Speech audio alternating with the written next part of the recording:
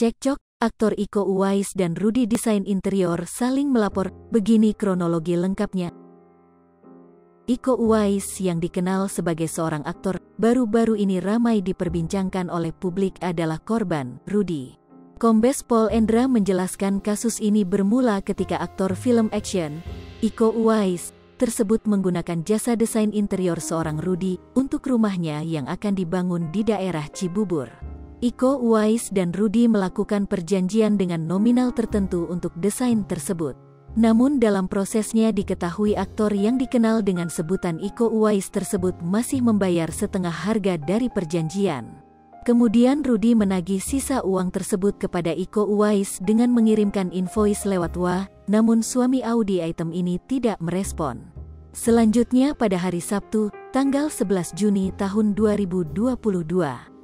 Rudy bersama istrinya melintas melewati rumah Iko Uwais, dan mereka mendengar panggilan Iko dengan berteriak dan menepuk tangan. Pihak korban turun dari mobil dan sempat cekcok dengan pihak Iko Uwais.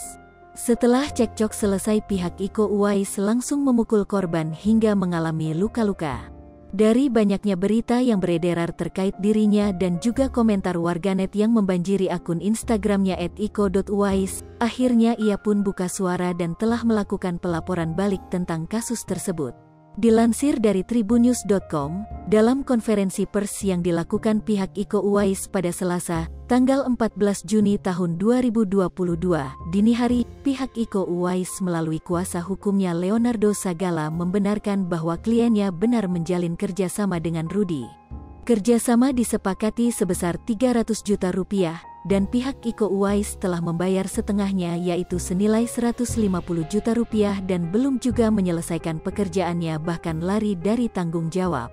Pada saat kejadian klien kami itu mencoba untuk mengambil foto atau video yang membuktikan saudara Rudy ini ada di rumah, ucap Leonardo, kuasa hukum Iko Uwais. Rudy yang mengetahui hal tersebut malah memaki pihak Iko Uwais dan kemudian merekam balik Iko Uwais karena berpotensi merusak nama baik. Iko Uwais berusaha untuk menghentikan istri Rudy. Pada saat klien kami berusaha menghentikan tindakan istri Rudy yang merekam ini, justru Rudy inilah yang melakukan penyerangan, menendang bagian sisi kiri, perut, klien kami, ujar Leonardo. Menurut penjelasan Leonardo, Iko belum menyerang Rudy pada saat itu, namun di posisi yang tidak terelakkan, Iko Uwais dalam posisi terjepit hingga ia melakukan pembelaan diri. Firmansyah yang ada dan melihat kejadian ini berusaha melerai, namun niat ingin melerai Firmansyah hendak dipukul Rudy. Nah, melihat kejadian tersebut, ya otomatis klien kami, Bang Iko berusaha untuk menyelamatkan saudaranya, menendang sebagai bentuk pembelaan. Ini harus ditegaskan sebagai bentuk pembelaan, ujar Leo. Dari penjelasan saat konferensi pers tersebut, kuasa hukum Iko Uwais menegaskan bahwa pihak Rudy telah melakukan pemutarbalikan fakta.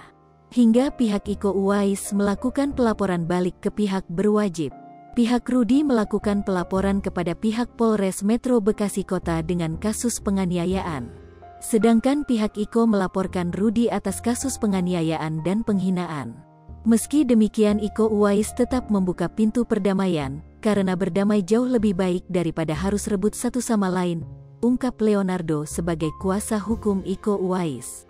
Namun hingga saat ini belum diketahui bagaimana akhir dari perseteruan antara desainer Rudy bersama dengan aktor laga Iko Uwais ini.